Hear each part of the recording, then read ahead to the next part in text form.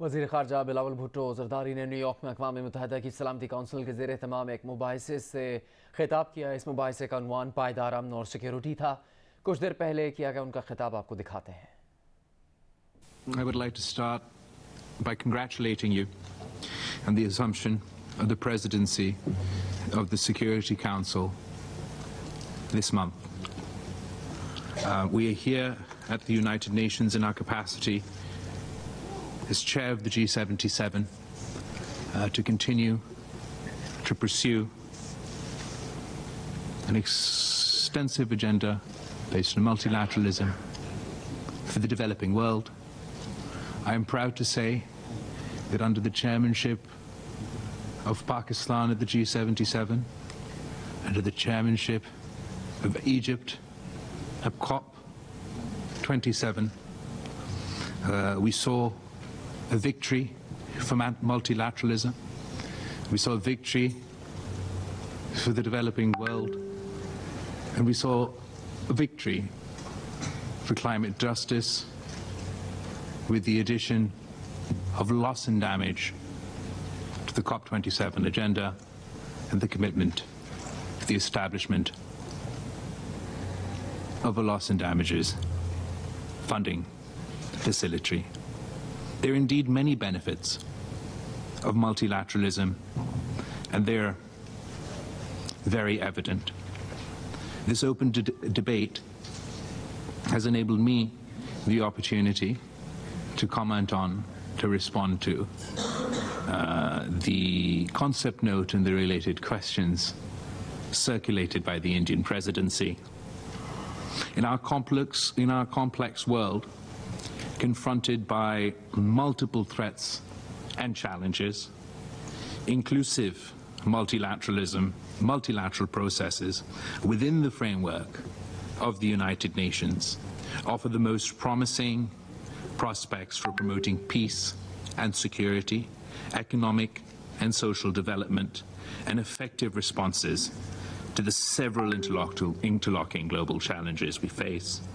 It is therefore of vital importance to empower and efficiently utilize all the main organs of the United Nations, the General Assembly, the Security Council, the Economic and Social Council, the Human Rights Council, the International Court of Justice, and the Secretary General and Secretariat of the United Nations. We must also induct equality and democracy in the structures of global financial and economic governance, especially the Bretton Woods institutions. The UN General Assembly, the most universal global forum, must play a central role in reinforcing multilateralism and enhancing equity and justice in international relations.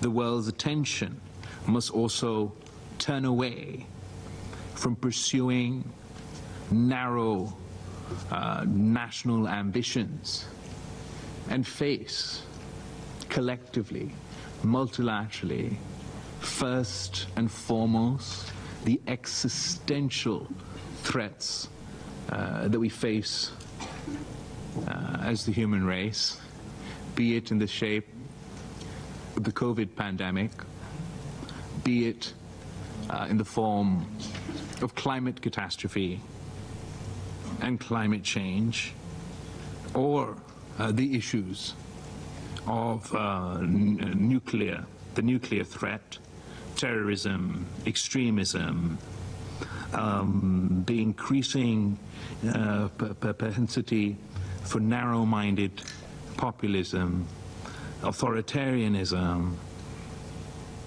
religious intolerance.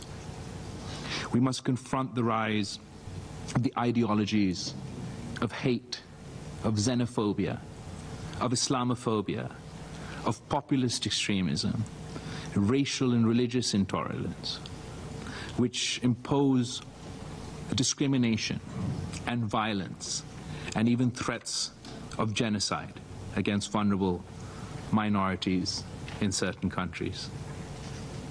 Mr. President, The United Nations Security Council has the primary responsibility for the maintenance of international peace and security. Multilateral solutions under the umbrella of the Security Council offer the most effective approach to promoting peace and resolving conflicts. Parties to a dispute cannot advocate multilateral processes one day, multilateral reform one day, and insist on bilateral avenues the next, or ultimately impose unilateral solutions. Pakistan firmly believes that the major security problems, including those in our region, Madam President, can be effectively and peacefully resolved through the active involvement of the Security Council and the Secretary General.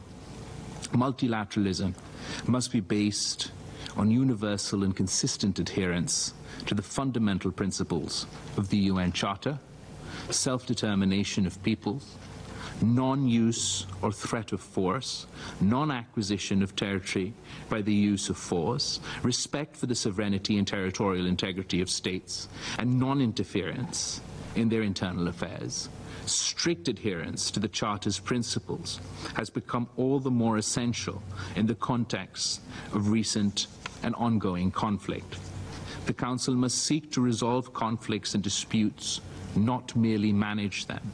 It should address the underlying causes of conflicts, such as foreign occupation and suppression of the recognition of rights of peoples to self-determination.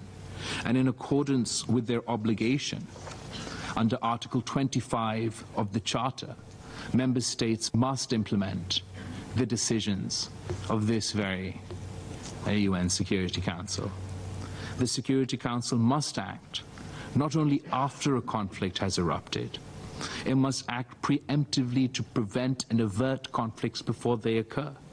The Security Council should be enabled to meet automatically, without a procedural decision, on any item which is already on its agenda, if so requested by a Council member or a concerned state.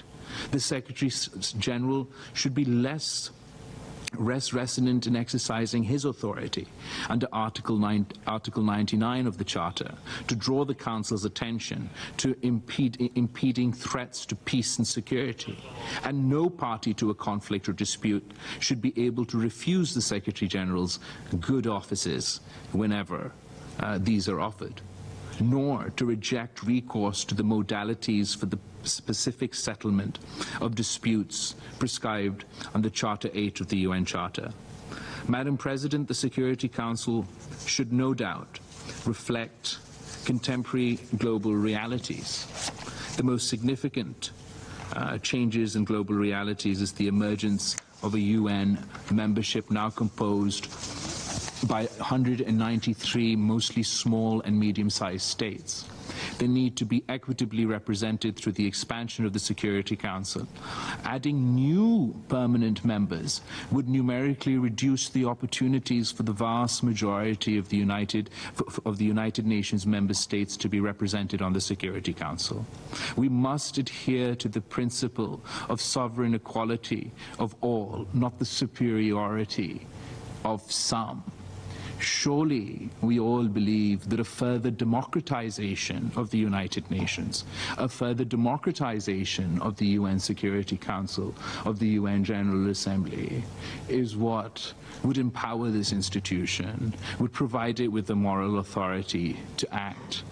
It does not serve the purposes of the United Nations to add more members to this elitist club, to expand the power of the tyrannical veto. It would serve this institution to further democratize, to allow for the principle of the sovereign equality of all and not the superiority of some. In the past, the Security Council has been unable to act due to differences among its permanent members. Adding new permanent members would multiply the possibility of paralysis at the Security Council. The problem cannot be the solution, and surely states which have a record of not implementing the resolutions of this very Security Council cannot be considered worthy of consideration for any form of Council membership. The proposal of the Uniting for Consensus group to create 11 additional non-permanent elected seats to the Council offers the most realistic option for an equitable and early reform of the Security Council. The UFC model would provide equitable representation to all member states and regions, including Africa. Periodic elections would enhance the accountability of the Security Council members. It would numerically and politically expand the influence and role of elected members in relation to the existing 5 permanent members. It would preserve the principle of sovereign equality. Madam President, all our endeavors to promote world order, peace and stability will come to naught unless we can realize the Charter's second objective, universal social economic development. As a result of the COVID pandemic, raging conflicts and the more frequent and ferocious impacts of climate change, nearly 100 developing countries are in extreme economic distress.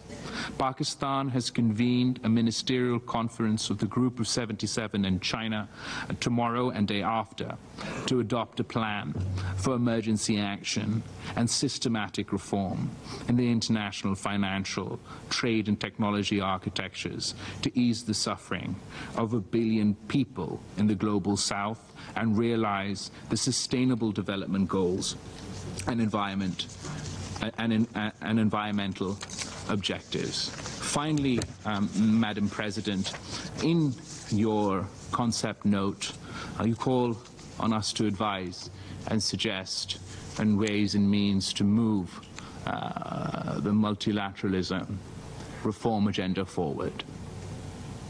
There is an agenda item left unaddressed, Madam President, that we believe is a multilateral agenda.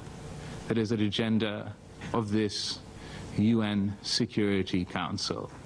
If we want to see the success of multilateral institutions, the success of multilateralism, the success of this very council, then surely you can aid in this process and allow for the implementation of UN Security Council resolutions when it comes to the question of Kashmir. Prove that multilateralism can succeed. Prove that the United Nations Security Council, under your worthy presidency, can succeed and deliver peace in our region. I thank you.